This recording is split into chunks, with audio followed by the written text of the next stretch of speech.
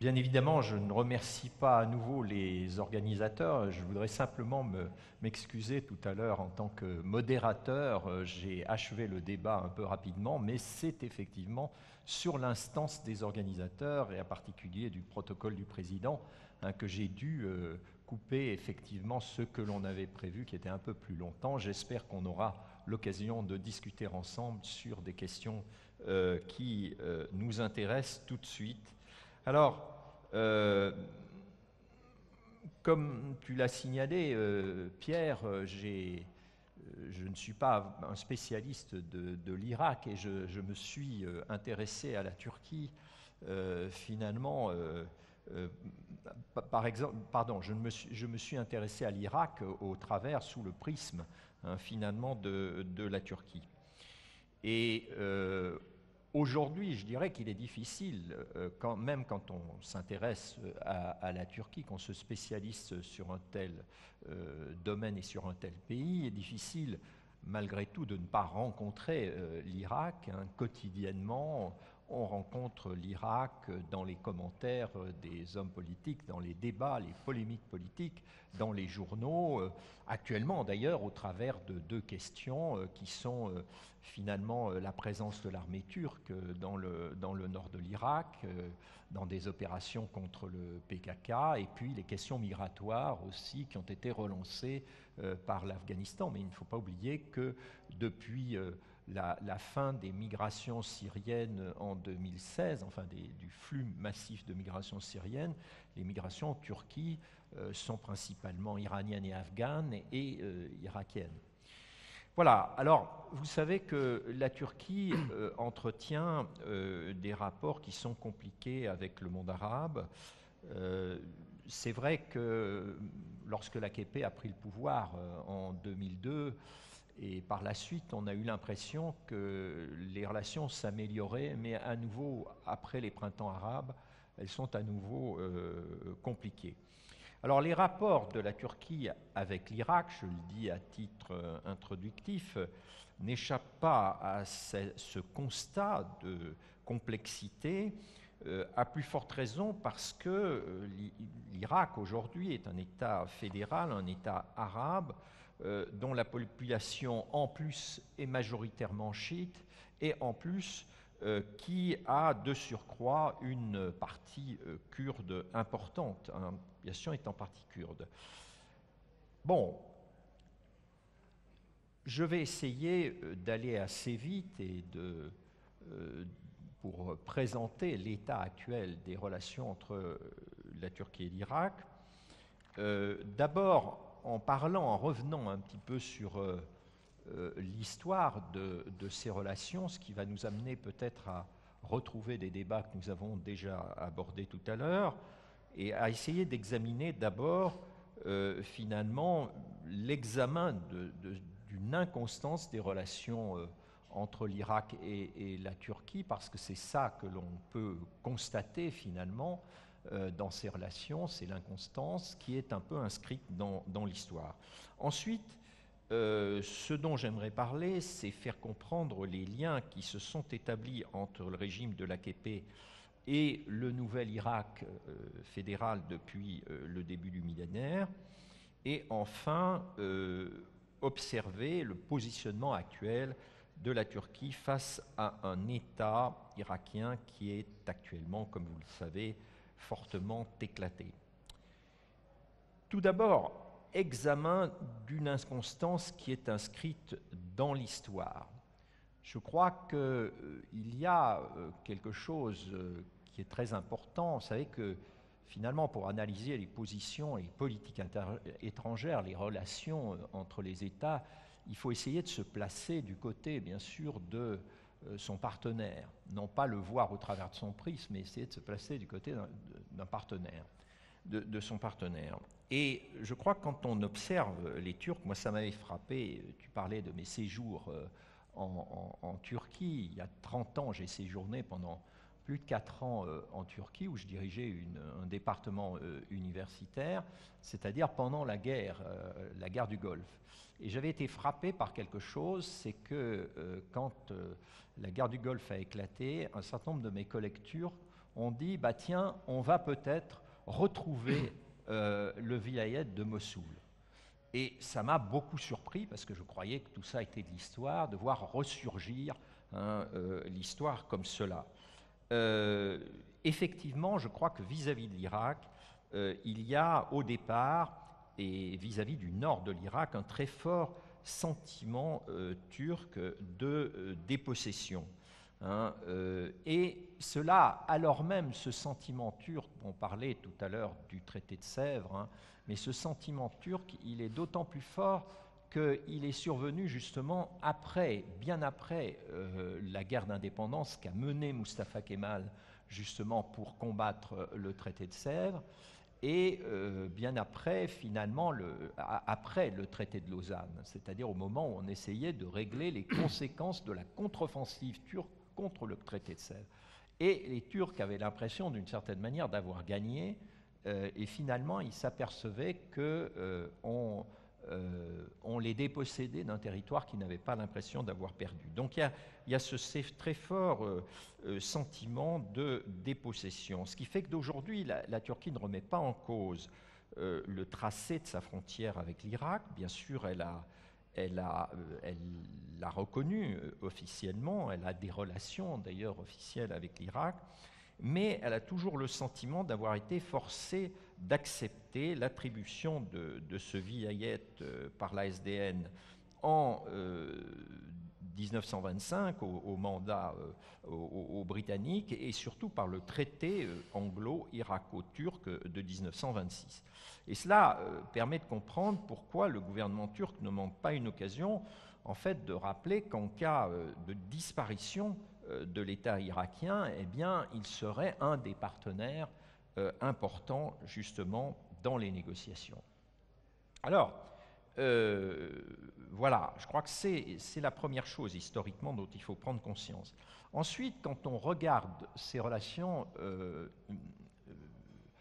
entre la Turquie et l'Irak d'un point de vue historique, on est frappé par l'inconstance, c'est-à-dire qu'il y a aussi des périodes de réchauffement.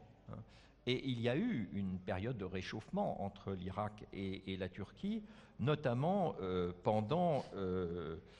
après la Seconde Guerre mondiale, notamment pendant la guerre froide, où le royaume d'Irak va entretenir de bonnes relations avec une Turquie qui est pro-occidentale. Il faut dire que ce royaume d'Irak est aussi pro-occidental.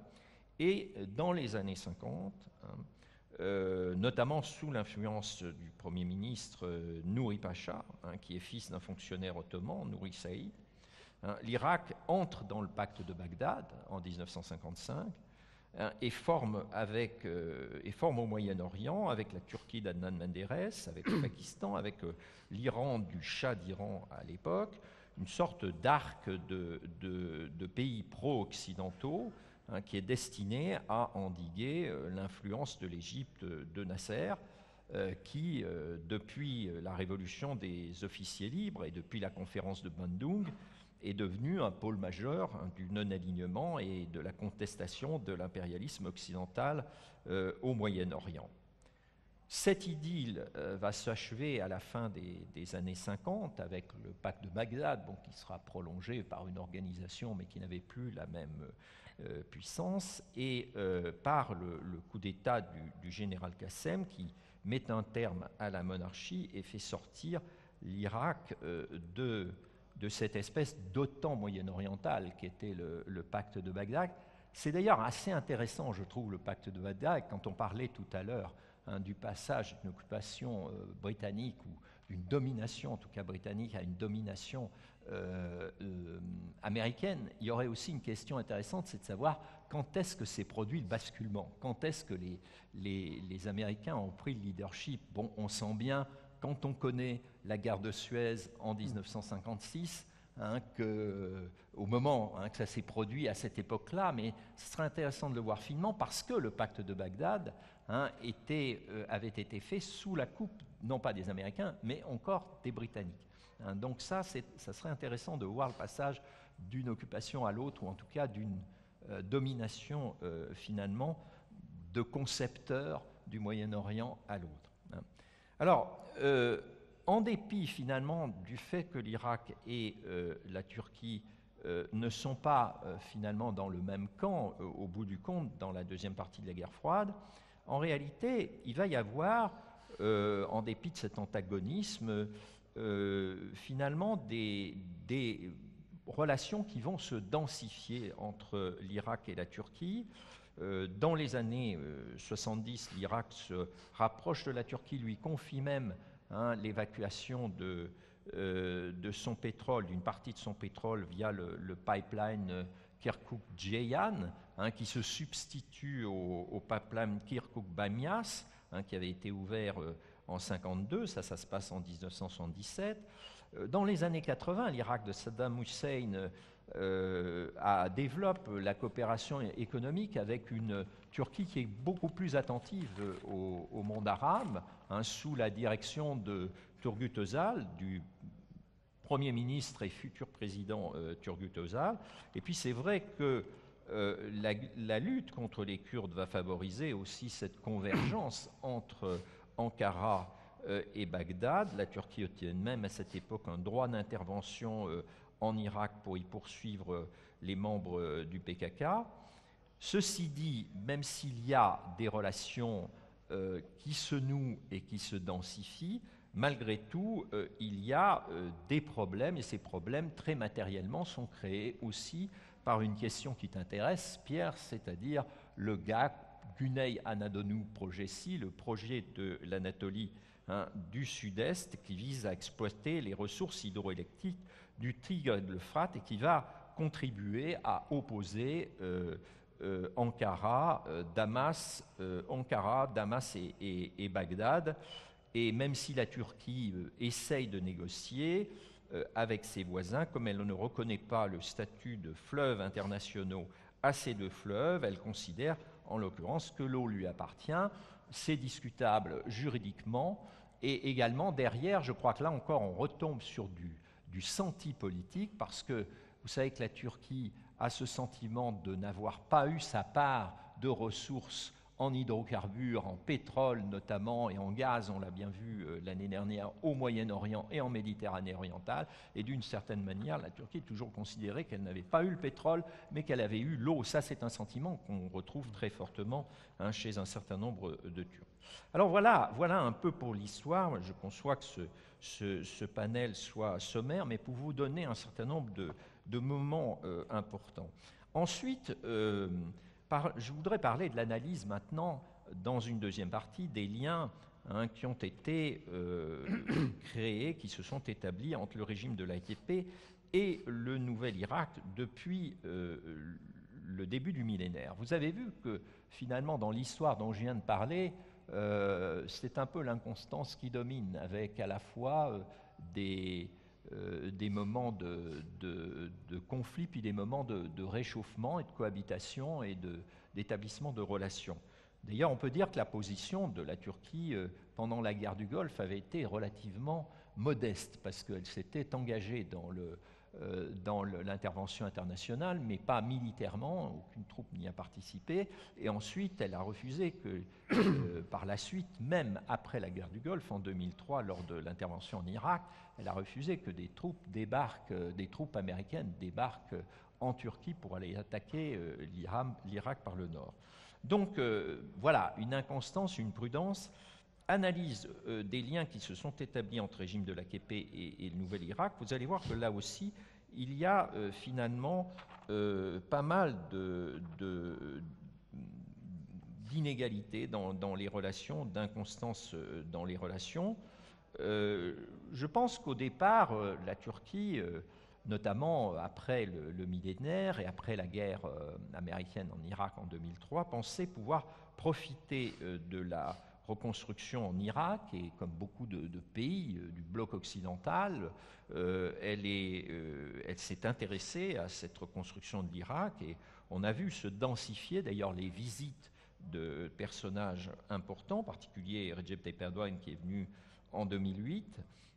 Et effectivement, le problème, c'est que cet espoir de développer les relations entre les deux pays, en fait, elle se heurte aussi à un certain nombre de problèmes, notamment la présence du PKK en Irak du Nord, qui a établi ses bases qui étaient en Syrie, qui les a envoyées en Irak du Nord, le débat sur Kirkouk, qui est présent à l'heure actuelle, et notamment pourquoi? Parce qu'il y a le fait qu'il y a les Turkmènes à Kirkouk, et puis le problème d'un Irak fédéral, parce que la Turquie voisine un État qui est en construction avec plusieurs partenaires. Et je crois que ça, c'est un des problèmes. La politique étrangère turque, c'est qu'elle avait deux États, la Syrie, l'Irak, hein, avant, et que là, finalement, après les bouleversements qui ont eu lieu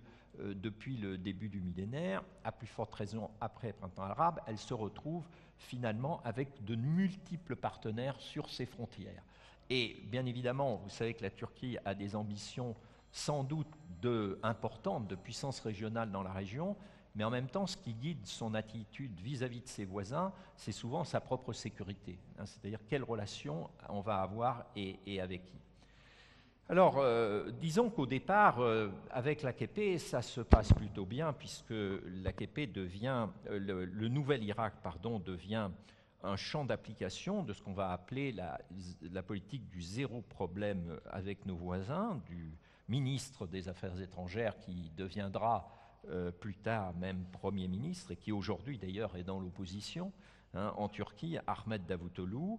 Il y a la signature d'un partenariat stratégique entre l'Irak et la Turquie en 2009, comme en Syrie d'ailleurs, hein, au même moment.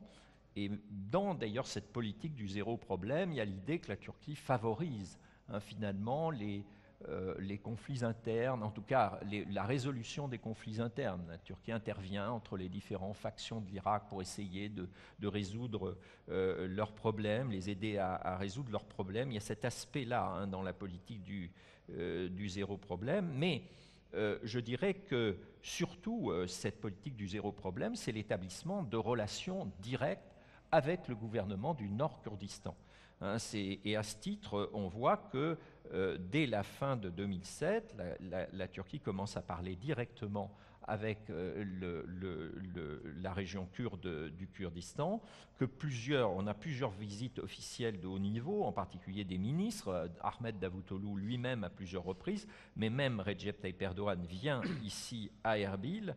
Hein. Il y a dans l'autre sens des visites de Massoud Barzani en Turquie, une coopération énergétique qui se met en place, hein, et à l'inverse, un soutien, hein, des Kurdes irakiens au processus de paix qui vont se développer en Turquie, hein, à cette époque-là. Alors voilà, hein, sur le plan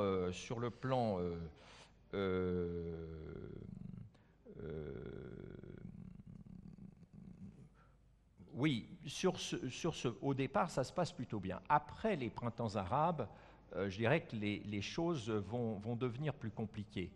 Elles vont devenir plus compliquées parce que, notamment, en particulier, l'État irakien est inquiet des positions que prend la Turquie en Syrie, hein, notamment aux côtés de Bachar el-Assad, se rapprochant de la Russie parfois et de l'Iran, soutenant même des mouvements islamistes, hein, ayant une attitude d'ailleurs avec Daesh à un moment qui a été assez ambiguë. Donc les relations se détériorent. Elles se détériorent aussi pour des raisons politiques, hein, pendant le gouvernement de Nouri el-Maliki, hein, avec l'épisode de l'exil du président Tarek el-Hachemi qui se réfugie en Turquie.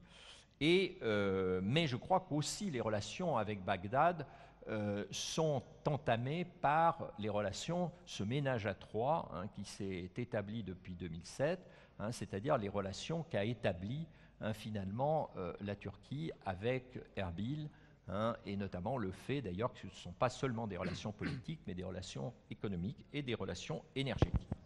Alors tout ça m'amène à conclure, hein, sur le positionnement, dans ma troisième partie, sur le positionnement actuel de la Turquie face à un Irak déchiré. Hein. Je crois que... 2 minutes, Jean. Ok, je vais essayer de faire 2 minutes. Ce n'est pas tout à fait ce que j'avais vu, mais je pense que le temps a été un peu écourté. je crois que dans les développements récents, on a bien sûr, je vais faire très vite, et vous me poserez des questions peut-être pour que je précise les choses, mais la Turquie était confrontée à un affaiblissement encore plus important de l'État irakien, et même une menace contre l'État irakien, une menace contre le gouvernement kurde d'Irak du Nord avec l'offensive de Daesh. Ceci étant, après justement la résolution du problème Daesh, je crois qu'il y a eu une opportunité pour la Turquie de s'installer dans le nord de l'Irak de manière plus constante. Bien sûr, la situation a été un peu bouleversée par le référendum d'indépendance qui s'est tenu en 2017, mais en même temps, on observe que bien que ce référendum ait contribué à rapprocher Ankara et Bagdad, en même temps, les relations entre Ankara et Erbil se sont rétablies de manière très rapide, en tout cas beaucoup plus rapidement qu'on aurait pu le penser. Cela aussi parce que je pense que finalement, pour sa sécurité, la Turquie, d'une certaine manière, a plus confiance dans le gouvernement kurde irakien que finalement dans le gouvernement fédéral de Bagdad, à plus forte raison parce que, vous le savez, ce gouvernement fédéral de Bagdad, à l'heure actuelle, est dans une situation très difficile, tout au moins depuis 2019.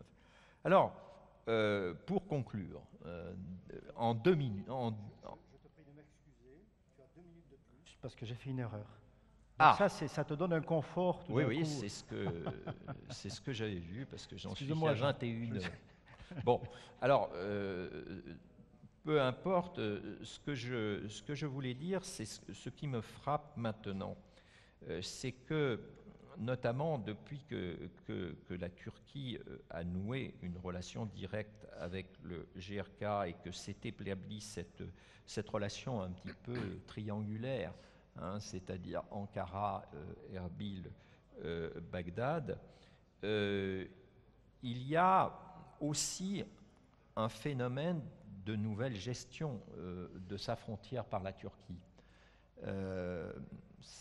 Il se trouve que je travaille avec des spécialistes à Grenoble de Border Studies et ils sont assez fascinés par les frontières syriennes et irakiennes de la Turquie. Ce qui est assez intéressant, c'est qu'actuellement, vous le savez, la Turquie construit des murs. Elle construit des murs le long de ses frontières du sud-est, en particulier le long de la frontière syrienne. Elle le fait également à l'heure actuelle le long de la frontière iranienne et elle accélère même ces murs. Elle le fait le long de la frontière irakienne et elle pense maintenant, elle parle de le faire le long des frontières. Bon, le long de la frontière arménienne, il y a déjà un mur parce qu'il remonte à la guerre froide. C'était une partie du rideau de fer et on parle aussi de murs vis-à-vis d'autres pays caucasiens. Et en même temps, ça ne veut pas dire que la Turquie bloque en fait son intérêt pour ce qui se passe derrière le mur. Au contraire, quand vous regardez ce qui se passe en Syrie, probablement Agnès va en parler, la Turquie est très présente et elle s'est établie même dans le nord de la Syrie.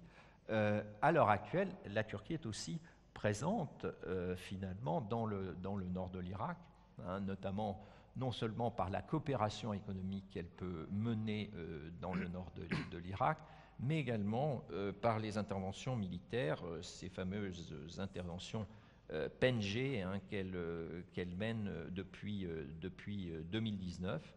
Rien que quand on regarde les échanges officiels, les visites officielles, on s'aperçoit qu'il y a beaucoup de militaires qui viennent en Irak du Nord. Il y a aussi une vision, je trouve, qui est intéressante et dont on parlera, et je vais terminer par là, c'est qu'en Irak, la Turquie a fait un choix différent vis-à-vis des Kurdes. On observe qu'elle a choisi finalement d'affronter les Kurdes en Syrie et au contraire, depuis 2007, de nouer des relations avec les Kurdes en Irak. Et c'est assez intéressant parce que finalement, avant l'affrontement en Syrie, la Turquie, à un moment, et en particulier Ahmed Davutoglu, on avait l'impression qu'il cherchait les mêmes relations avec les Kurdes syriens qu'avec les Kurdes irakiens. Mais il y a une différence d'approche, là, qui sont intéressantes quand on se place du point de vue turc, parce que, comme je vous le disais au bout du compte, la Turquie regarde en fait ce qui se passe sur sa frontière méridionale, aussi, pas seulement avec des visées concernant le rôle qu'elle veut jouer au Moyen-Orient, mais avec des visées défensives et avec des visées sécuritaires. Voilà, je vous remercie pour votre attention et je suis prêt bien sûr à répondre à toutes vos questions.